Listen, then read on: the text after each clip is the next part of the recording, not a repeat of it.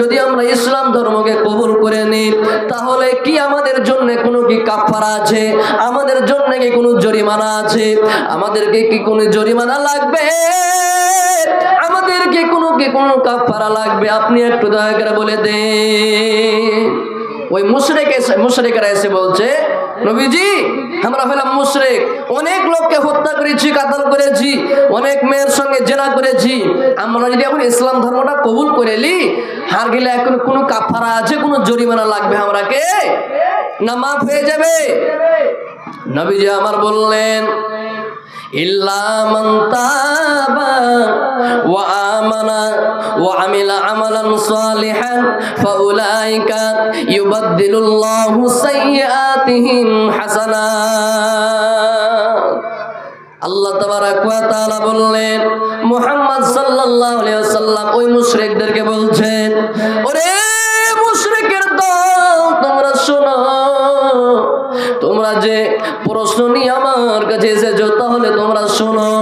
আল্লাহর কোরআন বলছেন, ইল্লা মান তাবা, যে ব্যক্তি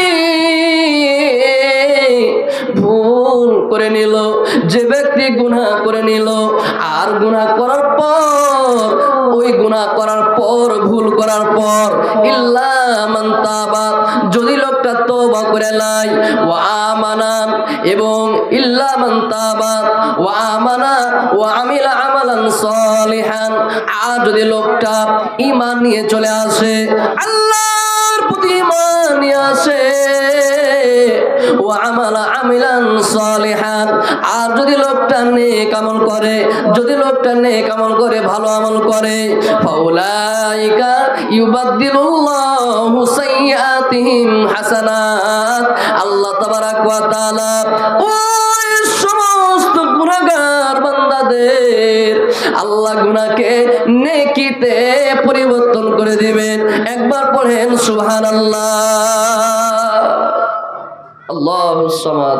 যদি কোনো মানুষ ভুল করার পর, অন্যায় করার পর ঈমান নিয়ে চলে এলো, আল্লাহর প্রতি বিশ্বাস করে নিল, আর আল্লাহর প্রতি বিশ্বাস করে তওবা করে নেক আমল করতে চালু করে দিল, তাহলে তার সমস্ত গুনাহকে আল্লাহ তাআলা কি করবেন?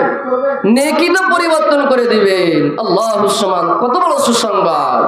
এবার আপনি বলবেন, মাওলানা আমি একটা মানুষ, অনেক ভুল করেছি, আমরা অনেক পাপ করেছি, মাওলানা জানা অজানা, আল্লাহ সাগীরা কাবীরা কত রকম গুনাহ করেছি যে মাওলানা,